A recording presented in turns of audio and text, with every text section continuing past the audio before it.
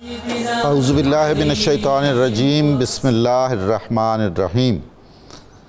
حضرت ابو انیس محمد برکت علی رحمۃ اللہ تعالی علیہ کی معروف کتاب اسماء النبی الکریم سے رحمۃ للعالمین صلی اللہ علیہ وآلہ وسلم کا ایک اسم مبارک پڑھنے کی سعادت حاصل کرتا ہوں۔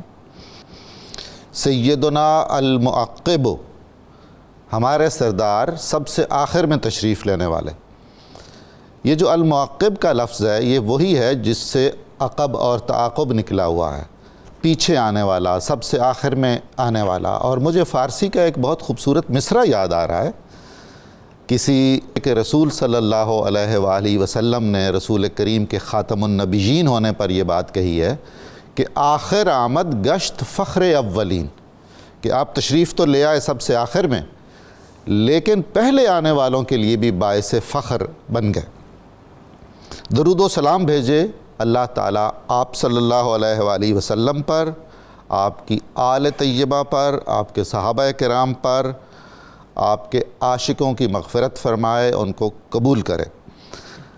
حضرت جبیر بن مطعم رضی اللہ تعالیٰ عنہ فرماتے ہیں کہ رسول کریم صلی اللہ علیہ وآلہ وسلم نے ارشاد فرمایا، میرے 5 نام ہیں، میں محمد ہوں، احمد ہوں، ماہی بھی ہوں، حاشر ہوں، جس کے قدموں پر سب کو جمع کیا جائے گا، اور میں معقب بھی ہوں، یعنی انبیاء علیہم السلام سے آخر میں آنے والا۔ ناظرین کرام، صبح نور کی محفل میں غلام معین الدین نظامی آپ کو خوش آمدید کہتا ہے۔ محفل میں نے اس لیے کہا ہے کہ یہ سچ پوچھئے تو ایک بزم آہ سحرگاہی ہے، اور یہ ایک محفل مناجات ہے۔ مجھے کئی بزرگوں نے کہا ہے کہ جب ہمارا خدا نخواستہ اوراد و وظائف صبح کے قضا ہو جاتے ہیں تو ہم پروگرام صبح نور دیکھ لیں تو ہمیں یہ احساس ہوتا ہے کہ کسی حد تک تلافی ہو گئی ہے، اس لیے کہ یہ ہم یہاں ذکر رسول مقبول کرتے ہیں، پاکان امت کا تذکرہ ہوتا ہے، رسول اللہ صلی اللہ علیہ وسلم کے محبوں اور آپ کے محبوبوں اور آپ کے عاشقوں کا تذکرہ ہوتا ہے، قرآن کریم کی تعلیمات سے اور جو ہمارے ارکان اسلام ہیں اور دینی اور عرفانی تعلیمات ہیں ان سے ہم استفادہ کرتے ہیں، اور اسی لیے اس کا نام صبح نور بھی ہے۔ صبح بخیر بھی عرض کرتا ہوں، اور ساتھ میں زندگی بخیر بھی، اس لیے کہ بہت سارے خطہ ارض کے بہت سارے علاقوں میں دوپہر ہوگی، کہیں سپہر ہوگی، کہیں شام ہوگی، کہیں رات ہوگی، تو زندگی بخیر اس صبح نور کا پیغام اولی ہے۔ اور یہ جو خیر و عافیت ہے یہ خیر و عافیت ظاہر بھی ہے اور خیر و عافیت باطن بھی ہے، تو ان دعاؤں سے اور ان پاک ناموں سے ہمارے پروگرام کا آغاز ہوتا ہے۔ آج کا جو ہمارا موضوع ہے بہت اہم موضوع ہے۔ ایک ایسی ہستی، ہم خدا تعالیٰ کو پکارتے ہیں، ندا دیتے ہیں خدا کو، ایک ہستی ایسی ہے کہ قرآن میں اللہ تعالیٰ نے فرمایا ہے کہ میں نے اسے ندا دی، میں نے اسے پکارا۔ اس ہستی کی شان کا کیا عالم ہوگا؟ وہ ہستی جو رسول کریم صلی اللہ علیہ وآلہ وسلم اپنا رول ماڈل جن کو قرار دیتے تھے، رسول کریم صلی اللہ علیہ وآلہ وسلم جنہیں اپنا پسندیدہ ترین شخص قرار دیتے تھے، اللہ کے حبیب صلی اللہ علیہ وآلہ وسلم نے جن کے نام نامی پر اپنے بیٹے کا نام ابراہیم رکھا تھا، حضرت ابراہیم علیہ السلام، آپ کے بیٹے حضرت اسماعیل، حضرت اسحاق، اللہ کی سلامتی ہو ان پر۔ حضرت ابراہیم کا جو ذکر جمیل ہے، میں سمجھتا ہوں کہ یہ رسول کریم کے ذکر خیر کی تمہید ہے، یہ تشبیہ نعت رسول ہے کہ ایک پہلے نمونہ ایسا آیا، جمیل، اکمل، خوبصورت، قابل تقلید، جس ایک فرد کو قوم قرار دیا گیا، جس کا دین حنیف ہے، جس کی ملت حنیف ہے، جسے وہ کچھ عطا ہوا ایمان اور ایقان کی حدوں سے ماورا ہو کر خصوصی طور پر اطمینان قلب کی کیفیت نصیب ہوئی، جن کا تذکرہ نہ صرف ہمارے مذہبی اور دینی ادب میں ہے بلکہ ہمارے شعری ادب میں ہے اور ہمارے طریقت کے ادب میں ہے۔ حضرت ابراہیم اگر بت شکن ہیں، ابو الانبیاء ہیں، اور توحید کے داعی مطلق ہیں اور علامت وحدانیت الہی ہیں، تو یہ ساری چیزیں ہمارے عرفانیات میں، طریقت میں، تصوف میں بھی آتی ہیں۔ حضرت ابراہیم محض بت شکن نہیں ہیں، وہ خواہشوں کے بتوں کے بت شکن بھی ہیں، وہ تکبر اور انا اور غرور کے بتوں کے لات و منات کے بھی توڑنے والے ہیں، اور وہ سومنات تکبر کے بت شکن بھی ہیں۔ یہ فضیلت ہے آپ کی۔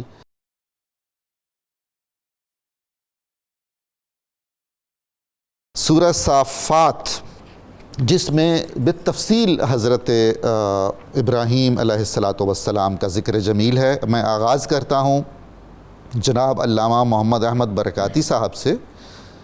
حضور والا سورہ صافات کی آیت 83 سے 90 سے پہلے تک حضرت ابراہیم کا جو تعارف کروایا گیا ہے اور آپ کی دعوت و تبلیغ کا ذکر جس طرح کیا گیا ہے، قوم کے ساتھ انہوں نے جس طرح کا مکالمہ کیا جھوٹے خداؤں کے حوالے سے، اور جس طرح ان کی نفی کی، اور جس طرح توحید کی حقانیت کا پرچم بلند کیا، اس پر آپ کچھ ارشاد فرمائیے۔ بسم اللہ الرحمن الرحیم۔ ہمیشہ کی طرح یہ ہماری خوش بختی ہے کہ اللہ اور اس کے رسول صلی اللہ تعالیٰ علیہ وآلہ وسلم کے احکامات پیش کرنے کی سعادت ملتی رہتی ہے یہاں حاضری کی صورت میں، اور یقیناً ہمارے نامہ اعمال میں اللہ تعالیٰ اپنے فضل و کرم سے نیکیوں میں بے پناہ اضافہ فرماتا ہوگا، اور اسی یقین کے ساتھ ہم یہاں پر حاضری دیتے ہیں۔ اور آج انتہائی باعث تسکین یہ بات ہے کہ آپ جیسی علمی شخصیت کی بہت آپ کا کرم موجودگی میں گفتگو کرنے کا شرف حاصل ہو رہا ہے۔ بلا شبہ آپ کے تلامذہ، آپ کے متعلقین، متوسلین، وہ بھی آپ ہی کی طرح علم و عرفان کے اعلیٰ مراتب پر فائز ہیں، اور آپ ہی کی دی ہوئی گائیڈ لائن کو بڑے بڑے اسکالر جو ہیں وہ نہ صرف اختیار کرتے ہیں بلکہ اختیار کرنے کے بعد کامیابیاں بھی ان سے ظاہر ہوتی ہیں۔ الحمدللہ۔ اللہ تعالیٰ آپ کے روحانی اور علمی فیضان کو مزید عام فرمائے۔ آج یہاں پر حضرت سیدنا ابراہیم خلیل اللہ علیہ السلام جو کہ جد الانبیاء ہیں، ان کی خدمت میں اظہار محبت اور عقیدت پیش کرنے کے لیے ہم یہاں پر حاضر ہیں۔ تو حضرت سیدنا ابراہیم خلیل اللہ علیہ السلام آپ کو جو اللہ تعالیٰ نے ظاہری حیات طیبہ کے کم و بیش 250 برس عطا فرمائے تھے، اور اس کے بعد ہم دیکھتے ہیں کہ آپ کو اولاد امجاد بھی جو عطا کی، ایک تو طویل وقت گزرا اولاد کے حصول میں، لیکن جب عطا کی تو پھر کافی عطا فرما دی۔ پہلے ایک نہیں تھا، اور پھر اس کے بعد ایک کے بعد ایک کے بعد ایک، پھر 8 بیٹے اللہ تعالیٰ نے عطا فرمائے۔ تو اولین حضرت سیدنا اسماعیل علیہ السلام تھے، اور ان کی آزمائش میں آپ کامیابی اور کامرانی کی وہ عظیم داستان رقم کر گئے جو حضور علیہ السلام نے قیامت تک کے لیے یہ اظہار محبت فرماتے ہوئے دنیا کو رہنمائی دیتے ہوئے ارشاد فرما دیا تھا۔ جب پوچھا گیا مل اضاحی یا رسول اللہ، حضور قربانیاں کیا چیز ہیں، تو آپ نے یہ نہیں کہا کہ قربانی اللہ کے حضور تمہاری نیاز ہے، بلکہ یہ فرمایا سنت ابیکم ابراہیم۔ کیا بات ہے، سبحان اللہ۔ کہ ابیکم صرف تم اہل مکہ کے ہی باپ نہیں، یا اہل مدینہ کے نہیں، بلکہ ابیکم سے مراد میری ساری امت ہے۔ ابراہیم علیہ السلام میری کل امت کے روحانی باپ۔ اچھا جی، یہ بھی رحمت عالم ہی کا کرم ہے کہ سب گناہگاروں کو امت ابراہیمی اور اولاد ابراہیمی میں شامل کر دیا۔ جی، تو یہاں پر ہم دیکھتے ہیں جو آپ نے فرمایا آیات بینات کی طرف، تو اللہ تعالیٰ ارشاد فرماتا ہے وَإِنَّ مِن شِيعَتِهِ لَإِبْرَاهِيمَ، یقیناً انہی کے گروہ میں سے حضرت سیدنا ابراہیم علیہ السلام تھے۔ یہ ہی ضمیر راجع ہے، اور یہاں پر 2 مرجع اس کے مفسرین نے بیان کیے ہیں۔ ایک تو پیچھے حضرت سیدنا نوح علیہ نبینا علیہ السلام کا تذکرہ آ رہا ہے کہ حضرت ابراہیم علیہ السلام بھی اسی گروہ انبیاء میں سے تھے جس کے اس سے پہلے وہ نبی نوح علیہ السلام جو اتنے اولو العزم تھے کہ جن کی ایک دعا اتنی مستجاب ہے کہ پوری روئے زمین پہ سیلاب آ جائے، تو یعنی ان کی قبولیت کا بھی لیول وہی ہے، ان کا درجہ بھی وہی ہے، کوئی ان سے جدا نہ سمجھے، انہوں نے مانگ لیا اور انہوں نے چھوڑ دیا۔ اب ایک تو یہ ہو گیا کہ انہی کے گروہ میں سے شیخ اسماعیل حقی رحمۃ اللہ تعالی علیہ اسی آیہ کریمہ کی تفسیر کرتے ہوئے ایک خوبصورت بات ارشاد فرماتے ہیں وہ کہتے ہیں کہ ہی ضمیر کا مرجع ایک ظاہر بھی ہے اور ایک باطن بھی ہے. ظاہر حضرت نوح علیہ السلام کی طرف ہے اور باطن ہی ضمیر کے انہی کے گروہ میں سے تھے. یہ ان سے مراد کوئی اور نہیں ہے بلکہ ذات مصطفیٰ صلی اللہ علیہ وسلم. سبحان اللہ. کہ آپ کے دل میں حضور موجود تھے, اسی لیے تو بعد میں عرض کیا تھا نا ربنا وابعث فیہم رسولا. تو یہ اسی کی طرف ہے کہ حضور کے ہی گروہ میں. اچھا حضور یہ فرمائیے نا کہ دیکھیے ایک خلیل اللہ ہے, ایک حبیب اللہ ہے, اور وہ خلیل اعظم ہیں اور یہ حبیب اعظم ہے, اور ابراہیم علیہ السلام امین امانت نبوت محمدی ہیں صلی اللہ علیہ وسلم. کیا خوبصورت جملہ فرمایا آپ نے. حضور علیہ السلام کی امانت جن کے صلب میں ہو تو پھر ان کی حفاظت کرنا کسی اور کے ذمے نہیں ہے بلکہ خود امانت دینے والے رب کائنات کے ذمے ہے. اسی لیے آپ کی قدم قدم پر اللہ تعالیٰ نے آزمائش بھی کی اور آزمائش میں خود حفاظت بھی فرمائی. آگے چل کے اللہ تعالیٰ ارشاد فرماتا ہے اذ جاء ربہ بقلب سلیم, جب یہ آئے اپنے رب کی طرف قلب سلیم کے ساتھ. سبحان اللہ. یہ سلامتی والا دل کیا ہے؟ یعنی وہ پورا ماحول جو بتوں کی پوجا سے لبریز تھا, جس میں سورج اور چاند اور ستاروں کی پوجا کی جاتی تھی, اور کوئی بھی قدم اٹھانے سے پہلے وہ اپنے ستاروں کے ذائچے بنا کر قدم اٹھاتے تھے. تو ایسے پراگندہ ماحول میں خود کو اس سلامتی کے درجے پہ لے کے جانا کہ جو ہمیشہ اللہ کی وحدانیت کی گواہی دیتا رہے, اس کو قلب سلیم کہا جاتا ہے. اور اس کو اگر ٹچ کرے قرآن پاک کی اس آیہ کریمہ کی تفسیر کو دوسری آیت کے ساتھ, تو وہ کیا خوب اللہ نے ارشاد فرمایا وَلَا تَكْتُمُ الشَّهَادَةَ, گواہی کو نہ چھپاؤ. بالکل. وَمَن يَكْتُمْهَا, جو گواہی کو چھپائے گا تو فَإِنَّهُ عَاصِمٌ قَلْبُهُ, اس کا دل گناہگار ہوگا. تو یہ گواہی جو ہے چھپانی گناہ ہے, دل گناہگار ہے, اور گواہیوں میں سے سب سے بڑی گواہی تو خود رب کائنات کا وجود ہے. سبحان اللہ. اور حضرت ابراہیم علیہ السلام نے اسی رب کی گواہی دی, تو اسی منظر کو اللہ تعالیٰ نے قلب سلیم کہہ کر ان کو درجہ عطا فرمایا.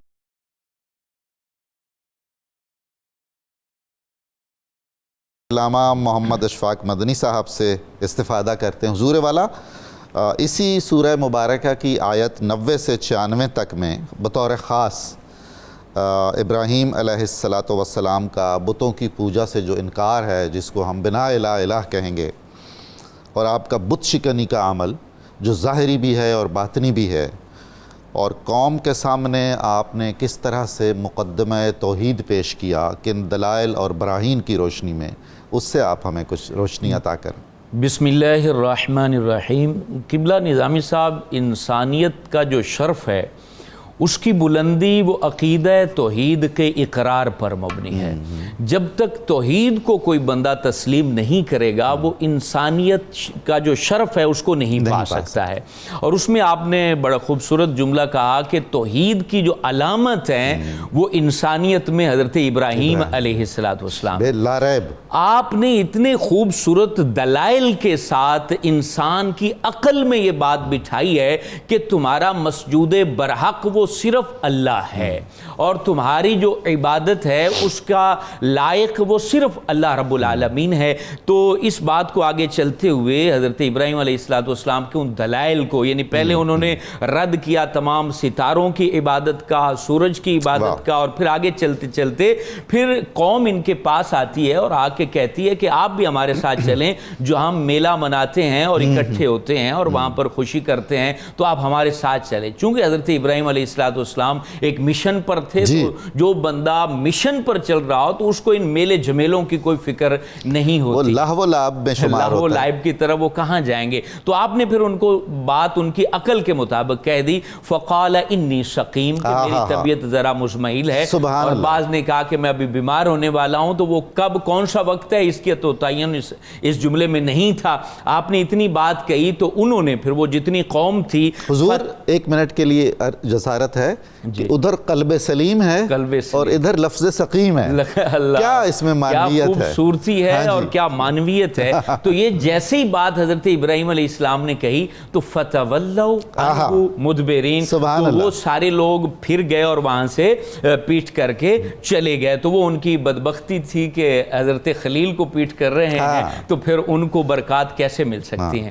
تو پھر فراغ الی آلہتہم, اب وہ تمام لوگ اپنے میلے قبلے کی طرف چلے گئے ہیں، اور حضرت ابراہیم علیہ السلام پھر ان سے نظر بچا کے ان کے خداؤں کی طرف آپ چلے گئے ہیں، اور وہاں جتنے بھی بت پڑے ہوئے ہیں ان کے سامنے کھڑے ہو کر اب آپ نے جو دلیلیں قائم کی، کہا الا تاکلون، کہ یہ جتنی تمہارے سامنے غذائیں رکھی ہیں وہ تم کھاتے کیوں نہیں ہو، یہ کیوں نہیں تم کھاتے ہو جو تمہیں نظر کی جاتی ہیں؟ اور اتنی بات کرنے کے بعد اب اگلی دلیل، یہ کھا تو نہیں سکتے ہیں، پھر آگے فرمایا ما لکم لا تنطقون، تم بات کیوں نہیں کرتے؟ میں تم سے بات کر رہا ہوں، یعنی تمہاری تو پوجا کی جا رہی ہے، عبادت کی جا رہی ہے، تمہارے سامنے سر جھکایا جا رہا ہے، تم کھاتے بھی نہیں ہو اور پھر میری بات کا جواب بھی نہیں دیتے ہو۔ کیسا معروضی اور منطقی اب یہ عقلوں میں بٹھایا جا رہا تھا، قیامت تک کے لوگوں کو شرک سے بچانے کے لیے اور بت پرستی سے بچانے کے لیے ان کو دلائل۔ اب تیسری دلیل قائم کر رہے ہیں بتوں کی جو ہے وہ ناحق ہونے پر، فراغ علیہم ضربا بالیمین،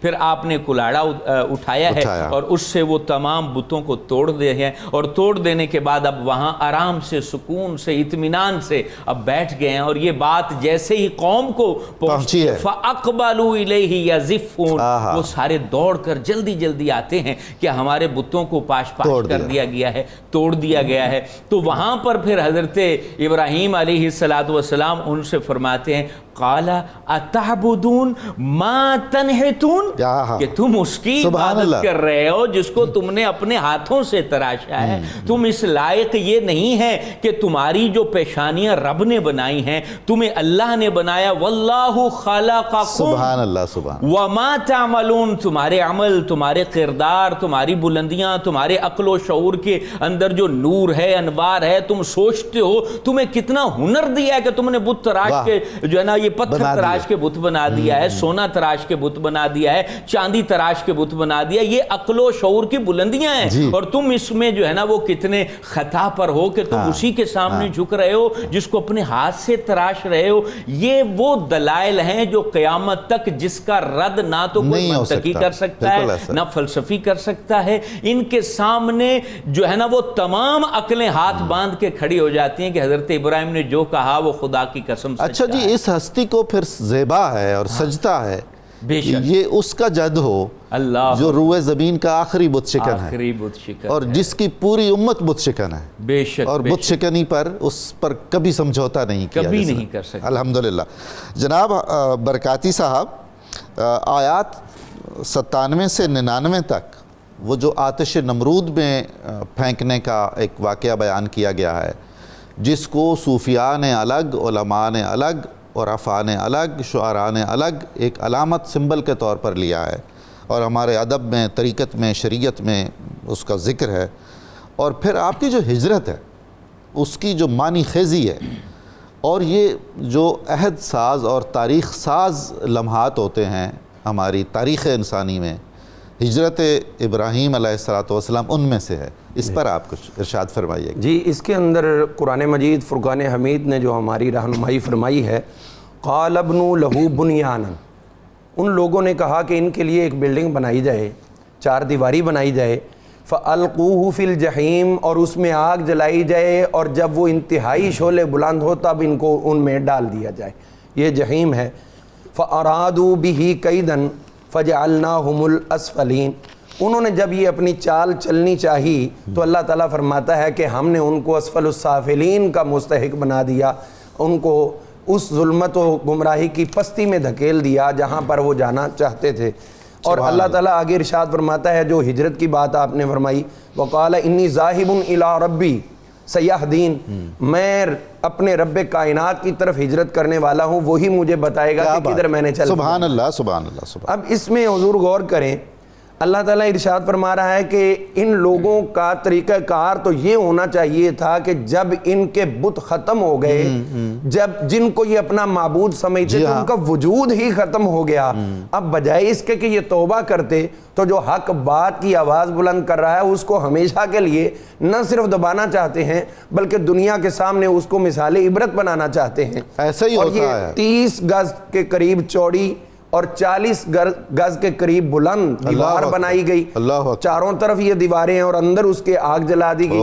اب آپ کو اس کے اندر پھینکا جائے گا، یہ ہے کہ جو آواز بلند کرتا ہے وہ دبایا جاتا ہے، اور جو ہر بات پہ بس سر نیچے کیے رکھتا ہے اس کو بچا لیا جاتا ہے. یہ دنیا کا اصول ہے, لیکن اللہ کا اصول یہی ہے جس پہ آپ نے تب بھی عمل کیا اور پھر اسی پہ حضرت سیدنا امام حسین پاک رضی اللہ نے بھی عمل فرمایا. ہم اس میں دیکھتے ہیں اللہ تعالیٰ نے جو یہ بات ارشاد فرمائی کہ حضرت ابراہیم علیہ السلام نے کہا کہ میں اپنے رب کی طرف جانے والا ہوں, وہی مجھے ہدایت دے گا. اب ہدایت کا جملہ جو ہے وہ راہ دکھانے کا اتنا خوبصورت جملہ ہے, اور یہ پورا اس میں حضور یہ دیکھیں کہ کیسا انداز ہے اللہ تعالیٰ کہ یہ کس وقت میں یہ صورت نازل کر دی. یہ مکہ مکرمہ میں کفار مکہ کے سامنے کیا بات ہے, کیا بات ہے, جن کو تم اپنی جد مانتے ہو, جن کی اولاد ہونے پہ فخر کرتے ہو, وہ تو بتوں کو توڑا کرتے ہو, تم پھر انہی بتوں کو لا کر انہی کے گھر میں سجا کے انہی کے آگے سر جھکا رہے ہو. تو حضرت ابراہیم علیہ السلام نے یہاں پر ایک راہ یہ بھی دے دی استعارن کہ جب قوم ایسی ہو جائے تو ہجرت کی جاتی ہے, اور اسی پہ عمل حضور علیہ السلام نے بھی فرمایا تھا کہ جب آپ کی قوم اس طرح ہوئی تو پھر آپ نے بھی مدینہ منورہ کی طرف ہجرت فرمائی. حضور صلی اللہ تعالی علیہ وسلم کا یہ ایک خوبصورت بیان, اور ایک چیز کا میں یہاں پر اشارہ دینا چاہوں گا. یہ ایک کلپ کے اندر کوئی کہہ رہے تھے کہ اس کے مراد حضرت اسماعیل علیہ السلام کا جانا نہیں ہے, بلکہ اس سے مراد حضرت اسحاق علیہ السلام کا آنا ہے. تو ہم یہاں پر یہ اسی آیت کو بنیاد بنا کر عرض کرنا چاہتے ہیں کہ یہاں پر جو حضرت ابراہیم علیہ السلام نے کہا کہ میں اپنے رب کی طرف جانے والا ہوں, وہی مجھے راہ دکھائے گا. اب اس کے بعد یہ ہوا کہ حضرت اسماعیل علیہ السلام کی آمد ہوئی, اور یہ پورا واقعہ بیان کرنے کے بعد حضرت اسماعیل علیہ السلام کا ذبیحہ یہ بھی کرنے کے بعد آخر میں پھر اللہ نے کہا وَبَشَّرْنَاهُ بِإِسْحَاقَ, ہم نے حضرت اسحاق کی ان کو بشارت عطا کر دی.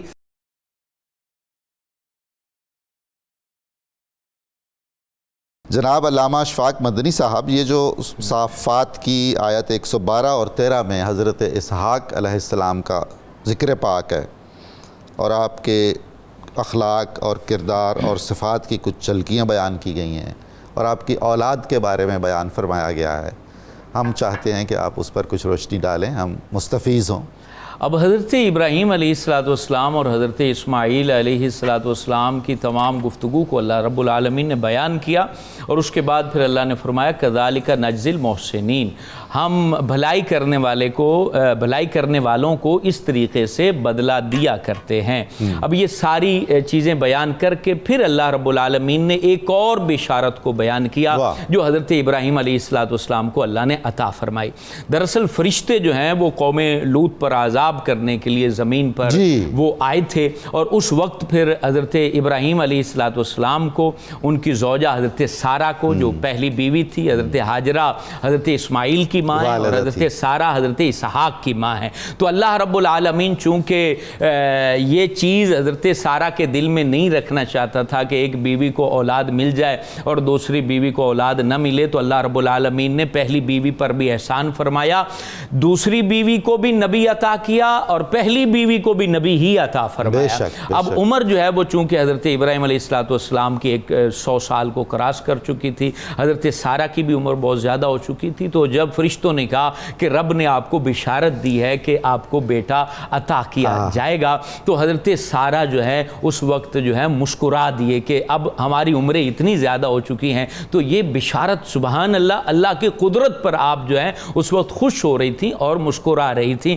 اور پھر قربان جائیں رب تبارک و تعالی جو ہے نا اس پہ یقین کرنا ایک بہت بڑی بات ہے. دیکھیں یہاں پر اللہ نے جب کہا کہ میں تمہیں بیٹا عطا کروں گا, اس پر مسکرائے, خوش ہوئے, تو ساتھ ہی ایک اور بشارت دے دی کہ اس کا بیٹا بھی عطا کروں گا, یعنی بیٹا بھی عطا کروں گا, اور پھر آگے پوتا نسل بھی قائم رکھوں گا. یہ رب تبارک و تعالی قرآن کی صورت میں ہمیں بتاتا ہے کہ میں ہی وہ ذات ہوں جس سے امیدیں رکھو گے تو کبھی مایوس نہیں ہوگے. میں ہر چیز پر جو ہے نا وہ قدرت رکھتا ہوں, اور میں قادر مطلق ہوں, جو کچھ عطا کروں کر سکتا ہوں. تو یہاں پر پھر اللہ رب العالمین وَبَشَّرْنَاهُ بِإِسْحَاقَ, ہم نے حضرت ابراہیم کو اسحاق کی صورت میں بشارت عطا فرمائی. اور اسحاق کا بعض معنی بھی یہ کرتے ہیں, عبرانی لفظ ہے تو اس کا مطلب ہے جس کو دیکھ کے خوش ہوا جائے. چونکہ اس بشارت پر ماں باپ خوش ہوئے تھے, تو رب تبارک و تعالیٰ نے اس نام کے ساتھ پھر وہ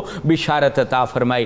دیکھیں کتنی ساری نعمتیں حضرت سارہ کو مل گئیں. حضرت سارہ کے لیے اللہ رب العالمین نے فرما دیا کہ میں خوبصورت خوش شکل جس کو دیکھ کے تمہاری آنکھیں ٹھنڈی ہوں گی. حضرت کعب الاحبار کہتے ہیں کہ حضرت اسحاق کیسے تھے, ان کا چہرہ گورا تھا اور ان کو دیکھ کر ماں باپ کی آنکھیں ٹھنڈی ہوتی تھیں. ان کے بال جو ہے داڑھی اور سر کے بال ہلکے ہلکے گھنگریالے تھے اور وہ جہاں بیٹھتے تھے خوشبو پھیل جایا کرتی تھی. اور فرمایا جس بستی میں جاتے تھے ان سے زیادہ کوئی حسین نہیں ہوتا تھا. اور یہ بشارت دینے کے بعد اللہ کہتا ہے دوسری بشارت سنو, نبی بھی ہوگا, نبی من الصالحین, صالح ہوگا, ان کے دل میں نور پھوٹ رہا ہوگا, میری وحدانیت و محبت کا وہ مرکز ہوگا اور وہ اس طریقے کی برکات پانے والا ہوگا. اور پھر اللہ رب العالمین نے دیکھیں یہ انعام جب رب کرنے پہ آتا ہے نا, یوں اس کی تسبیح بن جاتی ہے, وہ دانے سے دانہ ملتا چلا جاتا ہے, چشمے بہا دیتا ہے رب تبارک و تعالی. اب یہاں حضرت ابراہیم علیہ السلام کو خوش کیا جا رہا ہے نا, یعنی اپنے بیٹے کو ذبح کرنے گئے تھے, اللہ کی بات مانی تھی, اب آگے بدلے میں کتنے انعامات کی برکھا برسائی جا رہی ہے. اور پھر اللہ فرماتا ہے وَبَارَكْنَا عَلَيْهِ, اور ہم نے برکت نازل فرما دی ان کے اوپر, وَعَلَىٰ اسحاق, اور اسحاق پر بھی برکت نازل کی. دیکھیں رب کے وعدے ہمیشہ سچے ہوتے ہیں. حضور میں تو بڑا یہ اس پر حیران ہوتا ہوں اور بڑی مسرت بھی محسوس کرتا ہوں کہ حضرت اسحاق علیہ السلام کی اولاد میں پے در پے انبیاء ہوئے. بے شک بے شک. حضرت اسماعیل کو ایک نبی دیا, سب پہ بھاری ہے. اللہ اللہ اللہ فضیلت ہے نا. ہاں بے شک. انبیاء میں فضلنا بعضهم علی بعض, تو یعنی صلب اسماعیل سے محمد الرسول اللہ کا ظہور ہوا. اللہ اکبر. اور نسل اسحاق سے انبیاء متواتر آتے رہے. بے شک.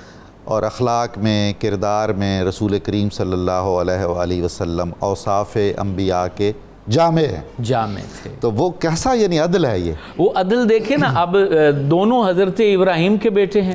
حضرت اسحاق کو حضرت عیسیٰ تک جتنے نبی آئے ان میں اکثریت حضرت اسحاق کی اولاد میں سے تھی, اور ان کے بہت سارے اوصاف تھے, خوبیاں تھیں, کمالات تھے, کردار تھا, مشن تھا, ان کی جد و جہد تھی, ان کی محنتیں تھیں, مشقتیں تھیں, اور وہ تمام چیزیں پھر اللہ رب العالمین نے حضور پاک علیہ السلام میں رکھ دی اور بتا دیا کہ ہم نے دونوں طرف بالکل بیلنس رکھا ہے, پریشان ہونے کی بات نہیں ہے. لیکن وہ محبتیں تو چلتی آئی ہیں. حقیقت میں تو حضرت اسحاق حضرت اسماعیل کی محبت کا ہی تو نتیجہ ہے, اور پھر جو ہے نا ان کی محبتیں وہ برقرار رہی ہیں. یہ تو آگے چل کے جب انسان کے مفادات دین کے ساتھ وابستہ ہو گئے, وہ چاہے ہماری امت میں ہوں یا دوسری امت میں ہوں, جب دین کے ساتھ مفادات وابستہ ہو جاتے ہیں تو پھر انسان اپنی ذات کو بچانے کے لیے ان عظیم ذاتوں کو جو ہے نا وہ نشانہ بناتا ہے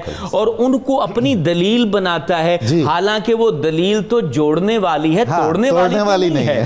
کوئی نبی توڑنے کے لیے نہیں آیا ہے, جتنے نبی آئے ہیں وہ جوڑنے کے لیے آئے ہیں, اور اس کا نتیجہ جو جوڑنے والا ہوتا ہے وہ برکت والا ہوتا ہے. اللہ نے یہاں پر صاف کہہ دیا, برکت نازل کی ہے حضرت ابراہیم پر, حضرت اسحاق پر, اور وہ وعدہ یوں وفا ہوا کہ آج تک وہ برکت ہم نماز میں پیش کر رہے ہیں. اللہم بارک. اچھا جی, وہ سرزمین وہاں برکت رکھی, اور جو بعد میں امت آئی ان کو کہا کہ تو نے درود ابراہیمی پڑھنا ہے, تم نے اس برکت کو جو ہے نا وہ بیان کرنا ہے کہ جو امتحانات میں پاس ہوتے ہیں تو ہم ان کو ایسے خالی تنہا نہیں چھوڑتے ہیں. اور پھر کمال ہے اس آیت کے لاسٹ میں اللہ تبارک و تعالیٰ نے تمام انسانیت کو ایک بہت بڑی جو ہے نا وہ خبر دے دی ہے. وہ فرمایا وَمِن ذُرِّيَّتِهِمَا مُحْسِنٌ وَظَالِمٌ لِنَفْسِهِ, کہا کہ یہی حضرت اسحاق ہیں, بہت برکت والے ہیں, اور اللہ نے ان میں سے نبوت کو جاری کیا ہے, یہ چشمہ نبوت ہیں اور آگے تک خیر کا منبع ہیں.